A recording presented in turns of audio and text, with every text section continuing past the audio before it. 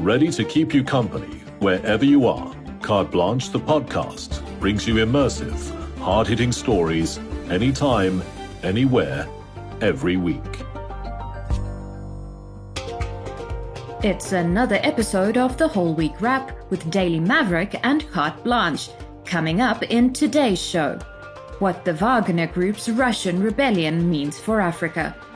The latest unemployment figures are out and things are not looking good. The thing is, I think our problem has become so deep that it's not just up to the government. I think it's up to the whole country to think, what am I doing to help people get work? And everyone, in a way, can do something.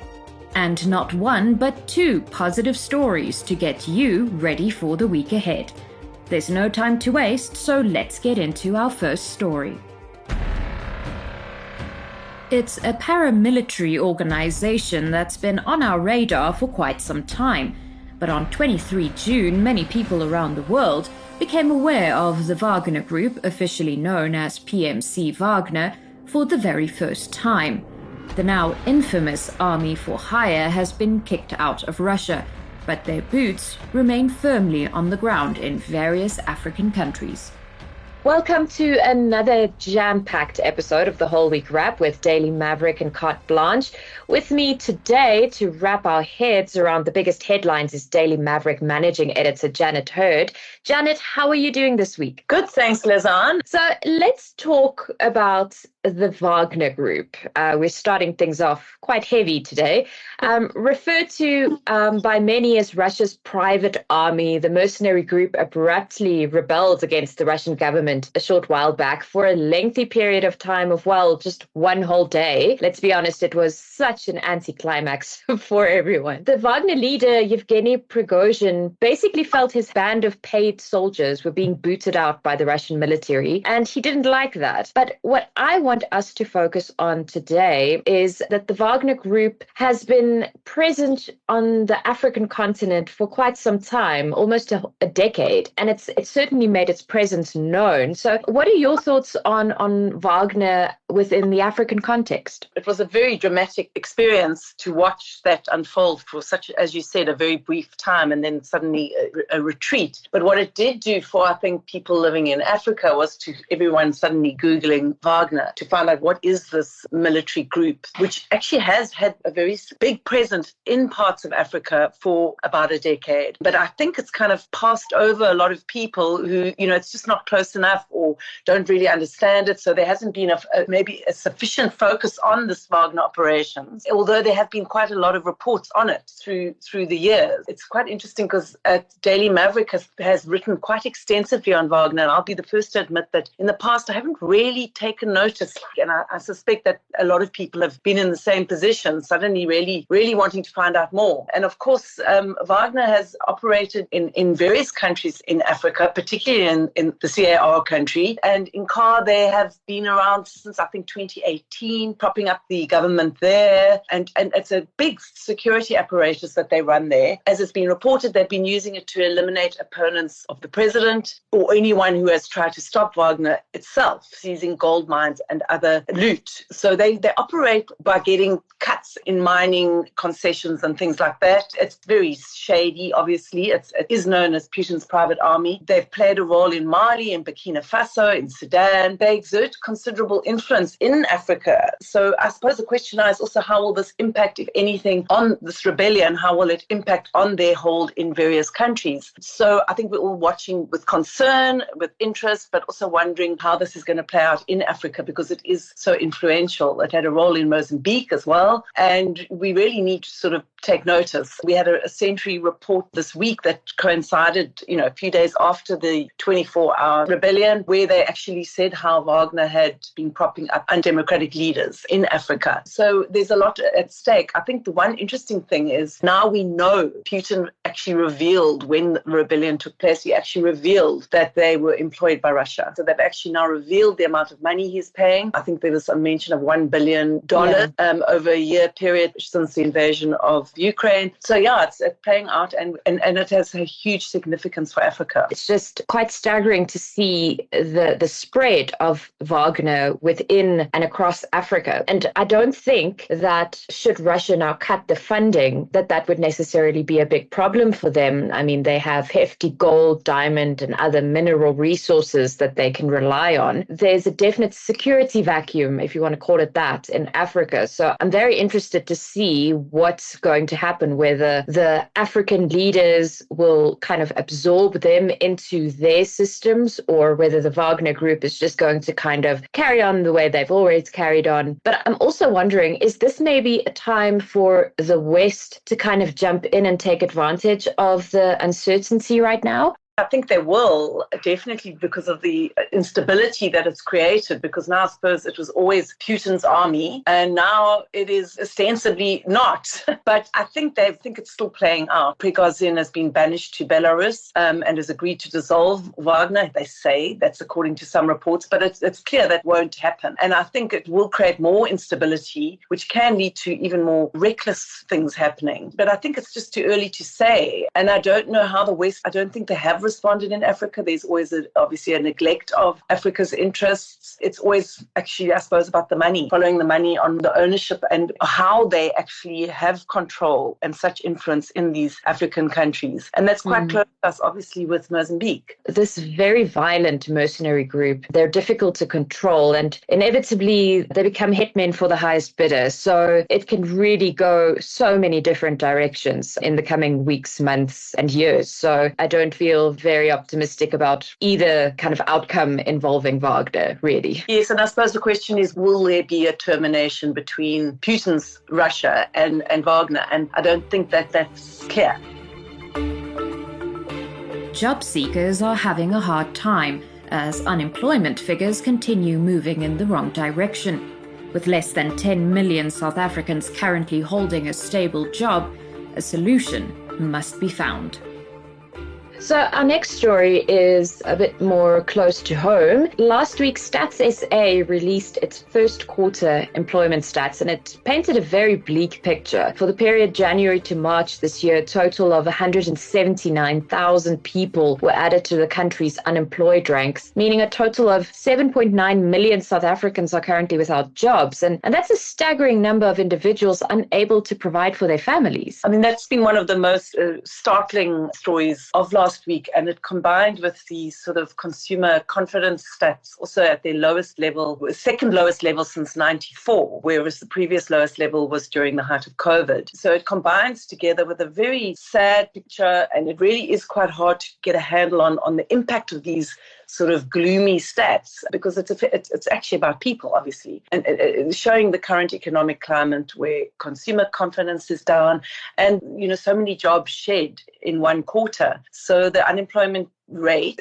is really a ticking time bomb. It's such a cliche, but really it's quite devastating. And it struck home for me. I was driving along the road in Sun Valley after Masiphumelele into Sun Valley. That road going by Long Beach Mall was just lined with people, at about 9 a.m, and it was just packed with people just standing on the side of the road looking for work. There's always been people there, but there just seem to be so many more. So we have a real crisis here. There's obviously a need for a basic income grant. I think it would be insane to, not see the urgency of a national effort here to just bail out people in a temporary measure and then also help them look for work. It needs to be combined. But we cannot sit by now and see this escalation of joblessness. We don't often praise government on this show, but I think we need to acknowledge that some government interventions have actually provided a bit of a silver lining here as well. Because when you read the report from Stats SA, despite 21,000 people having lost their jobs, about 46,000 jobs within the government sector were created, primarily among the youth through various youth employment programs. So I think in a way, government is doing something right, but it's clearly not enough. I think that's very real. And I do think there are some programs that do have an impact, and we need to look at those programs and actually just expand on them. There's a lot of talk about easing joblessness, and I think the government, in terms of their strategy, they say it's priorities and all the key speeches. But the thing is, I think our problem has become so deep that it's not just up to the government. I think it's up to the whole country to think, what am I doing to help people get work? And everyone, in a way, can do something. I was listening to Tony Ehrenreich, now the parliamentary deputy coordinator for Carte, and I heard him saying, the problem is that we can't see joblessness in isolation. We need to see it as part of everything, and including corruption. It's the failure of government leaders to deal with the issues. So we need to actually build on those. And it's also the failure, I think, of everyone in the country to see it in isolation. We should see it as all part of the same thing. And how do we fix the country? We need to fix the country by providing jobs. It's insane to think that we have less than 10 million of the population being employed. Figure that came out. Another thing that struck me with Tony Ehrenreich, when he said we don't need the rich to get richer. We've got that. And I think that's also where the conversation needs to go. How do we create jobs for people who really need it? We can't drop the focus on actually, obviously, more skilled jobs and in the AI and all sorts of areas, but we also need to look at the bulk of semi-skilled labor to try and build people's skills in call centers. That's what's happening in high tech. We can do it, but we need to look at ways of doing that. I think the way the government has tried to join with business in the venture from a few weeks ago, a big high announcement with CEOs and helping to sort of roll up their sleeves together.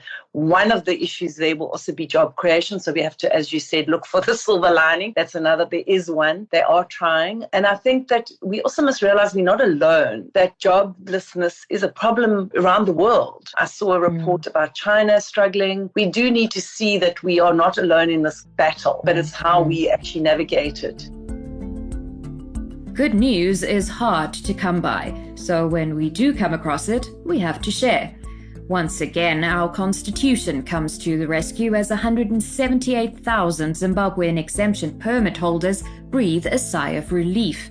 And a kidnapping story with a happy ending. You don't want to miss this one. On to our green shoots, and it's always lovely ending things on a more positive note. It's a temporary positive note, if you want to look at it that way. The High Court recently ruled that the Department of Home Affairs' decision to abruptly withdraw the Zimbabwean exemption permits, or ZEPs, was unconstitutional, and the ruling essentially gives 178,000 ZEP holders a temporary year-long lifeline to remain in the country while government follows the necessary processes to withdraw and ultimately terminate the ZEP program. For those who perhaps missed it or haven't really been following the ZEP case, why is this such an important case and why is it being celebrated so widely? This has definitely been one of a really significant, powerful, positive development. It's an intervention that was taken by a civic society led by the Helen Suzman Foundation when Home Affairs decided that they were going to terminate these special exemption permits to Zimbabweans. People who were suddenly going to be overnight, well, not overnight, after a few months, being suddenly rendered undocumented. So you can imagine the impact, the fear that they've been living under. It was such a summary executive decision. It was taken so abruptly. So thanks to the intervention of civic society, they said, no, put the brakes on it. So these communities have been living in limbo for at least 2 years, wondering what's going to happen with the status of these permits. The most basic process was not followed. They didn't have public participation, which is a very cornerstone of South Africa's constitution. So Home Affairs was rebuked by the court in a very clear judgment, which says there's a grace period now of a year. So these permits have now been extended, and there needs to be a proper public participation process into this decision and seeing the implication of this decision. It's a big victory because of the nature of the ruling, which was very hard-hitting against Home Affairs. And it's not the first ruling against Home Affairs. The other one was the victory by the Scalabrini Centre over the sections of the Refugees Act, which has been ruled unconstitutional. So the green shoot here is that really we have amazing civic society leadership and activism to actually intervene and actually say, no, this is not okay. Let's do this properly. I never give up hope in this country because I feel like we've got so much positive attitude around us, but we've just got to keep making those noises.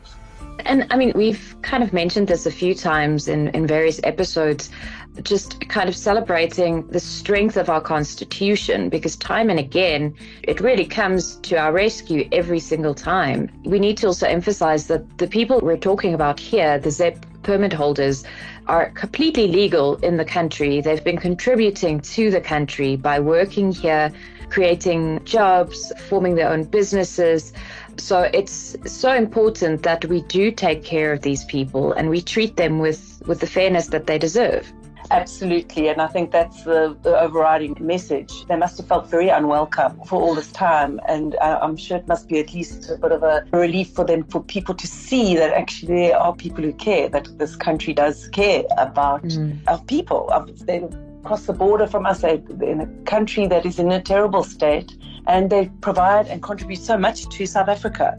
So it's been heartening to see, and I hope that there can be some resolution in the process.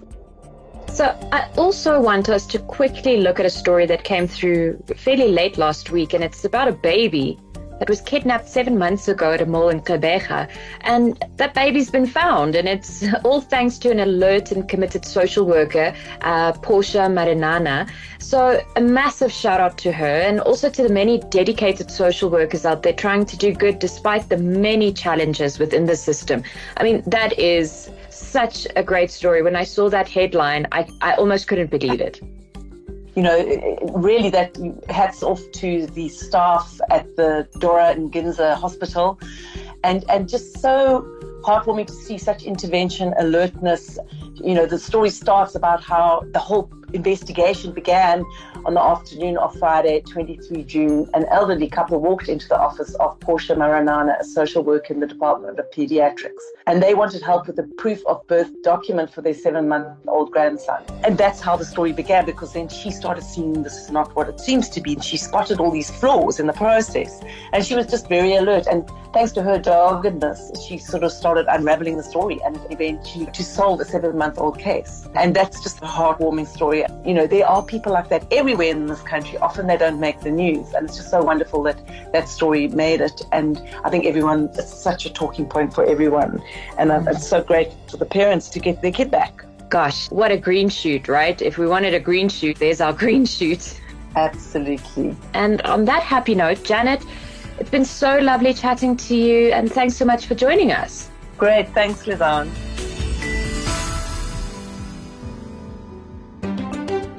And that's a wrap.